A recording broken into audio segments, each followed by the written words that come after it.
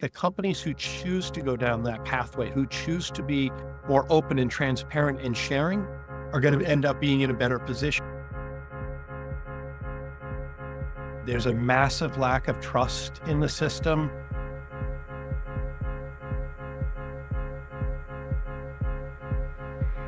This is about everyone. High tide rises all boats. This is about making a process and a system work better for everyone. So that means I get my job faster. Your client gets their work done faster. The community is happier as a whole because productivity is happening.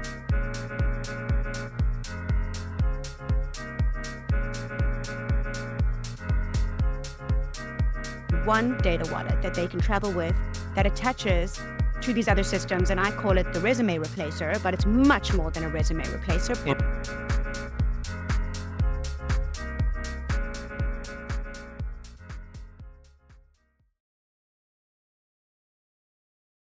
Hi, everybody. Welcome to the Beyond podcast. As we don't count episodes here, we just roll with the next. But what you also might know about us is that we always bring exceptionally intelligent and well-versed guests to the table. And of course, we would not let you down. And so here we have joining us today, John Healy. Thank you, John, for joining. Oh, thank you. You set me up now. We'll have to work to make this a good fit for everyone, but thrilled to be here and thrilled with all of the work that you and Mothership are doing to transform the marketplace. Thank you, John, with leaders like you that help us to further ourselves and to do the same. So thank you so much as well for the great work that you do and that you've done, John. I'd love you to give a little intro because you'll do a lot more justice than I will to your incredible history, track record, experience in this industry. So if you could please, John, tell the audience a little bit about you, and then we'll jump into our amazing topic today, centered around workforce ecosystems. The hallmark of my background is I spent 27 years at Kelly Services. So one of the leading staffing companies in the world. I ran what we call the Office of the Future of Work, which was all about transforming the relationship and connecting people with work for companies, for intermediaries, and across the supplier network. So I did a variety of different projects and gigs within that 27 years. I wasn't someone who sat still very often. And left there coming up on 4 years ago now. And so today I operate as a fractional workforce solutions executive. So I run my own company, Word.work, and it's really about helping companies and governments who truly want to transform the way people connect with work. I think that we really need transformational change. I think the process is deeply broken. There's a massive lack of trust in the system. I think some of the technology and tools that are out there make us more ready for transformational change than we've ever been, whether we're trying to get work done or we're trying to work for someone or with someone. We're no longer tolerant of some of the really bad and archaic and analog processes that have driven the way people have worked and a lot of the inefficiency of gaining access to work over the last 100+ years. 100%, John. So as I was about to release a piece, and maybe we'll just make it part of this, but exactly what you said, the system is broken. I think we can all agree that the current system worked for a long period of time. It delivered great people to great jobs during many hills and valleys in markets, and obviously a lot of other transformational things that went on. That system has still stayed in place, but now it's time to usher in new processes, as you said, transformation across the industry so that we can upgrade to a better system. Do you agree with that, John? 100%. It's time for some pretty radical change in there. But you've seen some people go through the chronicling it. Our process of posting a job is back to a help wanted sign, stuck on back from cowboy days, putting the wanted poster up and hunting for someone with a reward against it. We don't need to operate that way any longer. And it actually is, it reduces the dignity to people. And I think that's maybe as we look at some of the technology that's coming out right now, maybe one of the areas that has the biggest concern I'm seeing in the market is a lot of people who are finding that the advent of AI and technology that really makes the matching process work much easier today. It's much better, much more efficient. Right. But it's also maybe too efficient in some areas that we can use AI now to recreate my profile. So my application looks perfect. And then if you couple that with the advent of remote work being far more popular, you're seeing situations where you've got 7 and 8,000 applicants for an individual job. And so the receiving end of that is an organization who is becoming more focused on screening out than screening in and pulling people away and overwhelmed by the process. So I think that there is a lot of positive energy for trying new things. That's a good thing. I don't want to discourage that. We've got to try, but we also have to be willing to pause and see what's there. We got to understand what are the unintended consequences? What are the things that are happening on the other end of the process? So making sure that you're kind of auditing your process, what's working, talking to the people, not just who you do hire and bring into your organization or that you engage as a contractor, as a gig worker, but those who you don't, who can cause you to say, ooh, what happened here? If you're a consumer products company, more important than ever, because if they have a bad experience with you in the hiring process, I can assure you that they're going to go up and pick a competitor's product off the shelf when they're out looking for things because of that bad experience. And it's such a good point. At the end of the day, we're all consumers, right? So I always joke when people say, is this a B2B or a B2C product? But there really is the point that all humans are consumers at the end of the day. And workers, to your point, John, are consumers as well. And so we should all be very mindful of that. And that means that they also need things. And so the more we can provide that for them within the work construct, not necessarily separate from, of course, Mothership's always very big on the ecosphere. And that's why, is so that we can obviously support them as the consumers that they are, but also because for support and to be a supportive community for all sides. Right, John? Yep. You're operating a multi-sided marketplace. So let's forget the B to B to C. It's a B to C. It's all together, and that's a reality today. But your point is spot on in that we have broader expectations in our relationship with work right now, whether I'm working from home, which means I need things brought into me. If I want to be a digital nomad, my access to travel needs to be very different, and my expectations are going to be unique there. If I'm working as an independent, the sense of community of who is my tribe, who are the people I'm going to hang out with, and some of that could be for my learning and how I'm going to learn and develop and grow as a professional in whatever category I'm in. But some of it may be strictly the social aspect. We don't have the water cooler conversation anymore because people are operating in different environments. So, yeah, I think people are far more in tune with what they need. The organizations that are able to understand those nuances of what individuals want and be able to customize the experience for that unique combination of desires every one of us has. Right. Those people are going to win. I think it's a difficult challenge, difficult opportunity, however we want to put it, for people who are in your spot of building a business in that intermediary role is, do you cast the net wide and try to support everyone?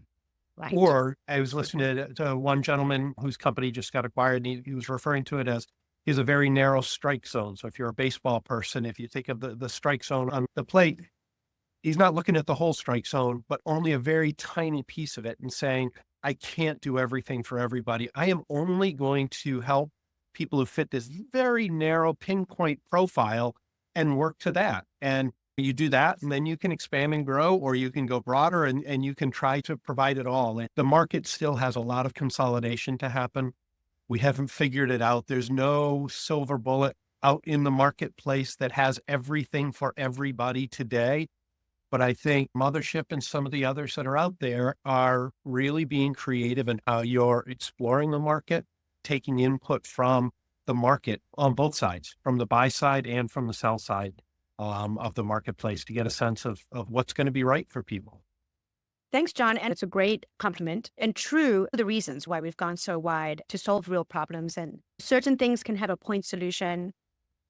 This particular thing has had a lot of point solutions that just aren't solving enough of the problem. That's why we're really focused on solving the problem. And an update here for that reason, and also for that very nuanced community reason, we're now white labeling our tech. So now anyone can run their own community, and it doesn't have to be us, John, doing all of that. We've got our own things, as you said, but of course we're a support, the conduit, having that all connect as a network.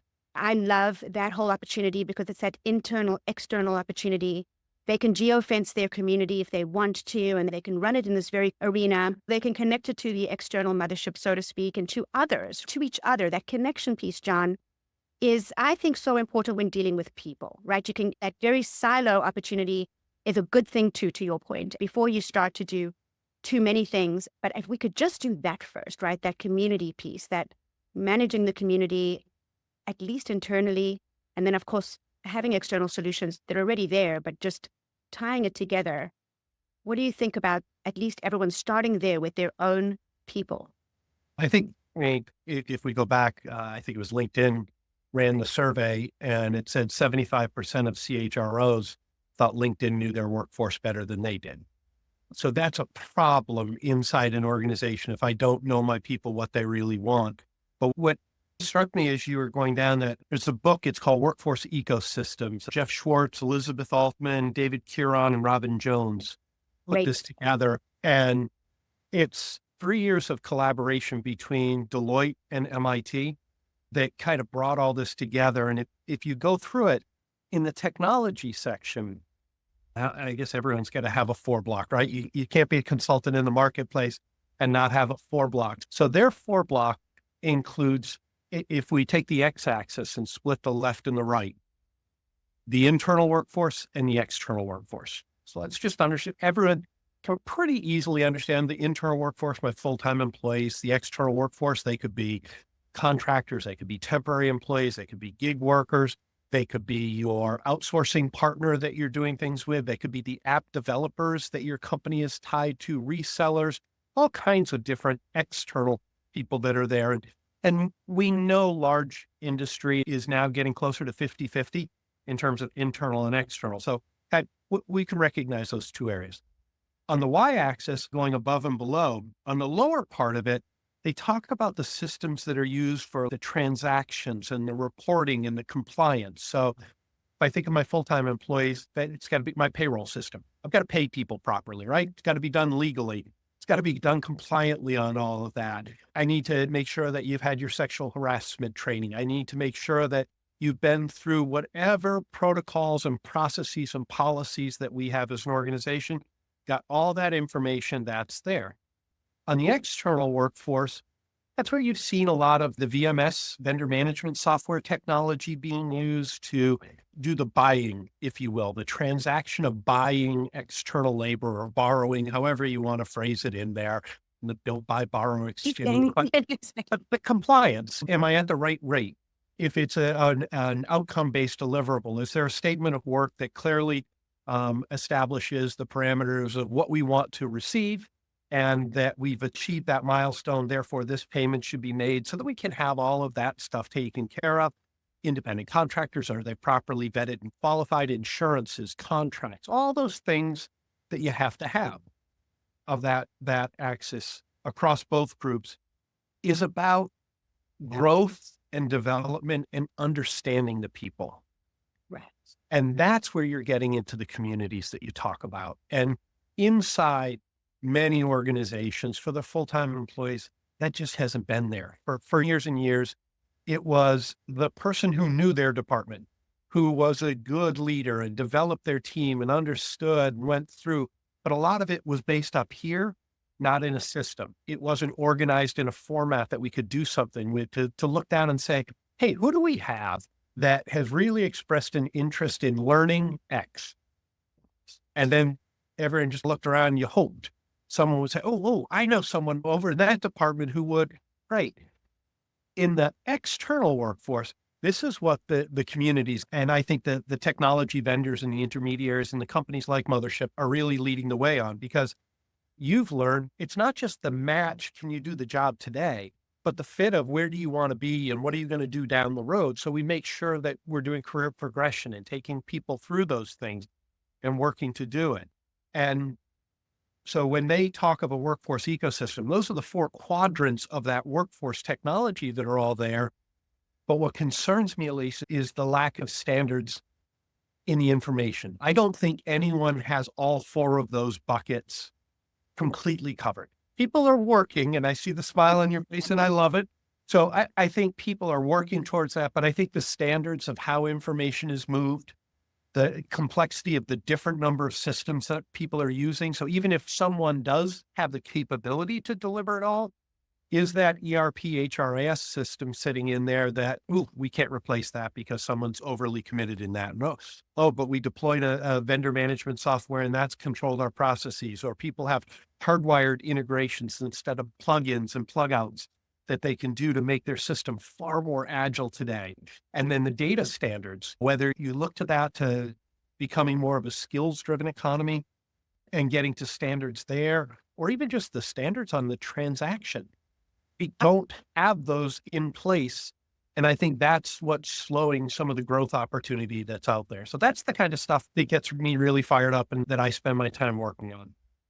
I agree, John. You and I have always had great conversations and great synchronicity as far as our thoughts, our passions, our mission. And that's why we've started to white label the tech, is to have the standardized process and these standardized features and the standardized system across the network. How people point and shoot in the Mothership marketplace, and we say launch and land, is the same way that they're going to launch and land in their internal system. We've also opened it up to integrations, John, so that this way, those bolted ERP systems you're talking about, they might be bolted, but their data can be released to this conduit platform that'll be internal to them. But essentially, the data can flow into there, even if it can't replace it today. It can replace it, but of course, for all the reasons you mentioned, maybe they've signed an agreement or things are there for a reason, or there's just this fear factor. I've spoken about that with others, but the point is at least to have it be an API first, API enabled system, which is what our platforms are, so that all the data can still land there, even if it didn't originate there. And the insights and the community insights that you're speaking about, very important, John, not just about the match, not just about the engagement, not just about the compliance and risk. All of that is there. So important. The work process as well, to your point, the workflow. Yes, what are they going to do on future jobs? But how about what are they doing right now? Where is the productivity intelligence of how are they doing it? What are they doing? How fast are they doing it? How slow are they doing it? How under market or over market is that performance? People need to know. They want to know. And of course, hiring managers want to know. Also, there's no management intelligence, John, to your point. How are they being managed? How are those leaders affecting the retention, the attrition, all of that? So our workflow tools specifically catch all of that on the job while it's happening. And then, of course, the payments, the development, the mobility, all of that then rounds it all out so that there's really this full picture from getting the person into your system. We talk about starting to track this with people at any stage of life, right? Prior to that landing in the system, right? Into that community, right? Because they're going to travel throughout these other communities, John, and then we lose their data, we lose support for them, we lose all the things. So the point is, do it even micro, get it within the organization right first. And that is where the SaaS enables everyone to do that. And then let it be widespread and widely adopted so that it can be standardized and everybody can, first of all, save their sanity. And of course, get those very effective data-informed decisions and outcomes. And to your point, but with community and with the human aspect still being captured as well, so that it's not just the solution becoming the problem and the AI creating things that are not real or overinflating people's skills. For instance, there's a lot more data to support that, where we would really be able to quantify and qualify that outside of just that piece of data that we're capturing on one side of the scale. Yeah. And I think going back to a point that came up earlier about trust in the system and an outdated process, I think that the worker needs to have agency over their own information. That the way organizations are structured largely, in my time, I worked with the World Employment Confederation, and so I oversaw a task force of some of the largest staffing intermediaries in the world. And we had a design thinking workshop. This was a few years ago in Zurich, and we were looking at blockchain and how could blockchain be used to better the industry, not any of us individually, but as a whole. And as we went through things, one of the big questions that came out, and it was a long debate, was, when an individual comes into our office and they provide us a bunch of information in hopes that we can help them get a job, whether that's virtually or physically, they share a bunch of information around their work history, around their identity, around their their education, their wants, their likes, their capabilities. We do assessments, all kinds of things. And the question was, at the end of the day, whose information is that? Is that our property or is that the property of the individual? And everyone acknowledged that we do some manipulating of that data because we maybe run an assessment or we take that information and purchase a background check and go through. In the end, everyone acknowledged it's still the property of the individual, but no one's systems are set up that way. And I think when we talk about transformational change, that's what I see is how do you do that? Yes, I know that the organization is going to need to have certain information about me so that they can process payroll or that they can pay an invoice if I'm in there as a subcontractor. From a regulatory compliance standpoint, based on the industry they're in, they may need to retain that record for 7 years.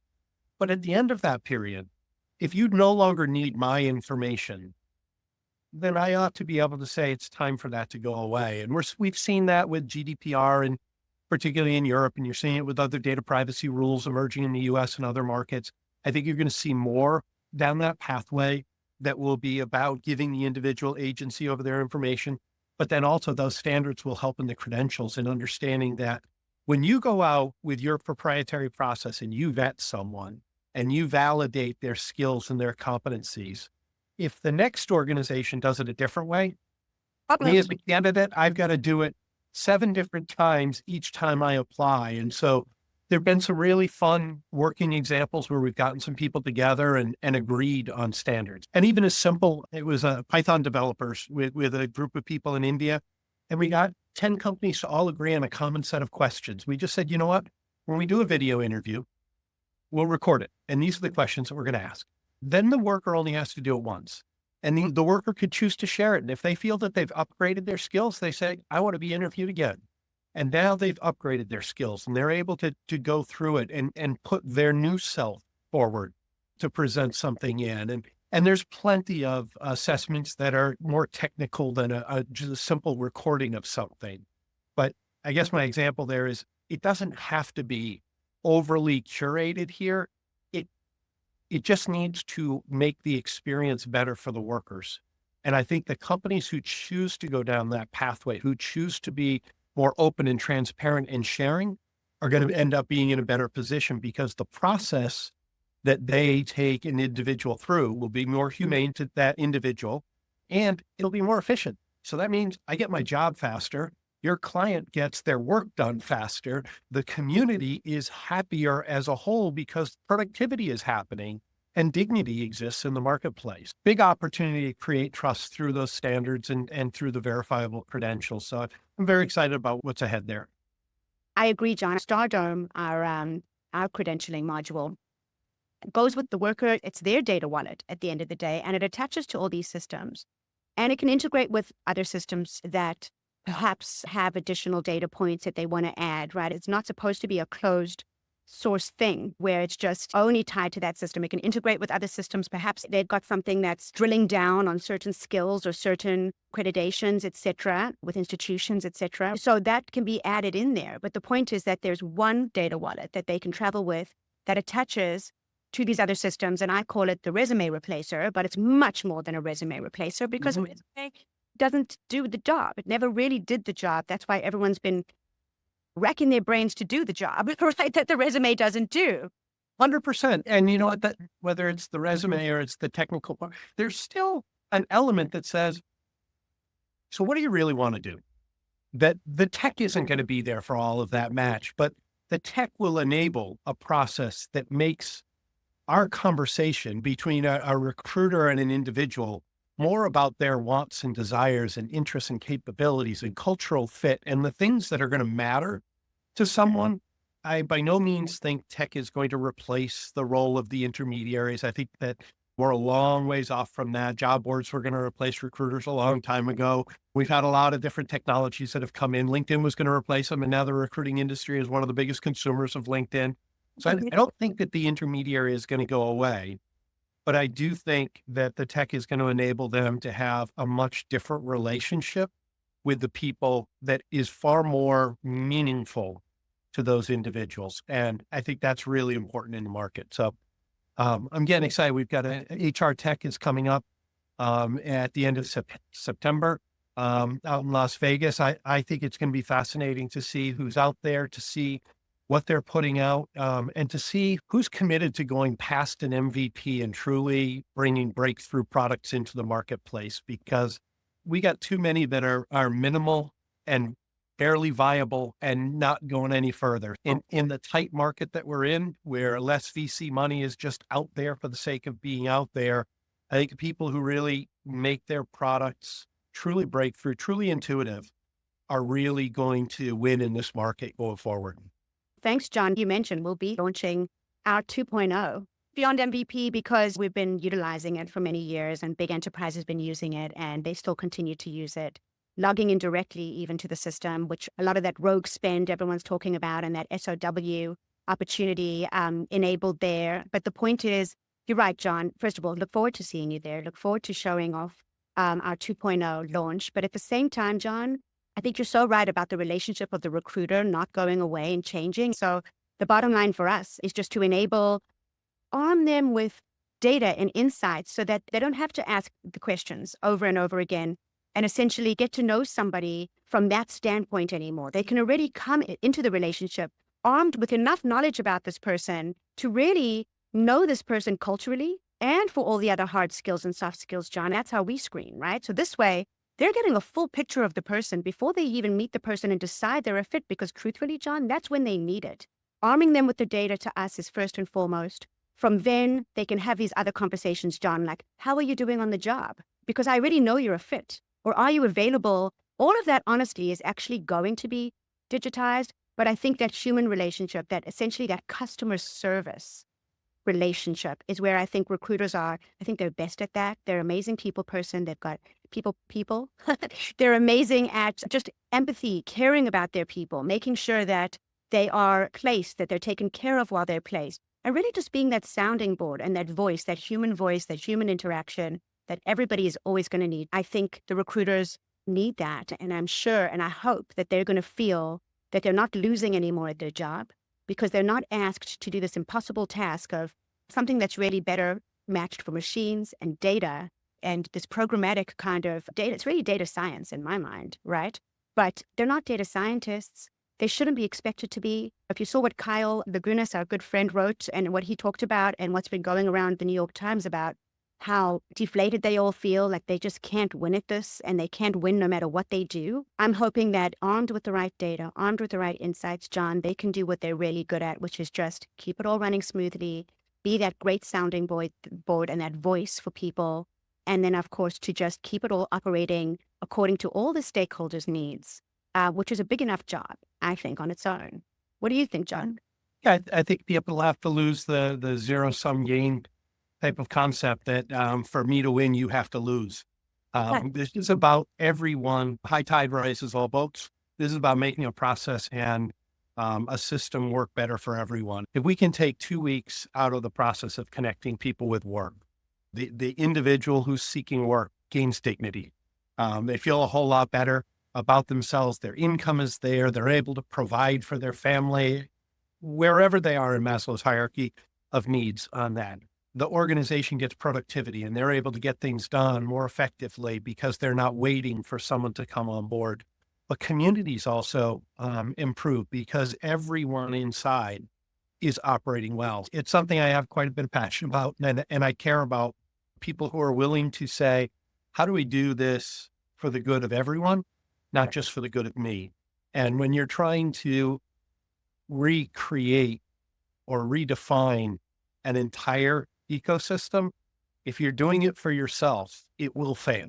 Right. Because there's too many actors and there are too many participants in this ecosystem that all have different points of view. We both care deeply about this topic, but we have other things that we do in our lives that aren't completely aligned. And that's just the kind of the multiple personalities that are part of every ecosystem. And that, to me, that's also part of what makes being in this industry so much fun, is that you have the opportunity to work with so many different people who encounter things in so many different ways. It's been a fun ride for 30 plus years and look forward to continuing it on.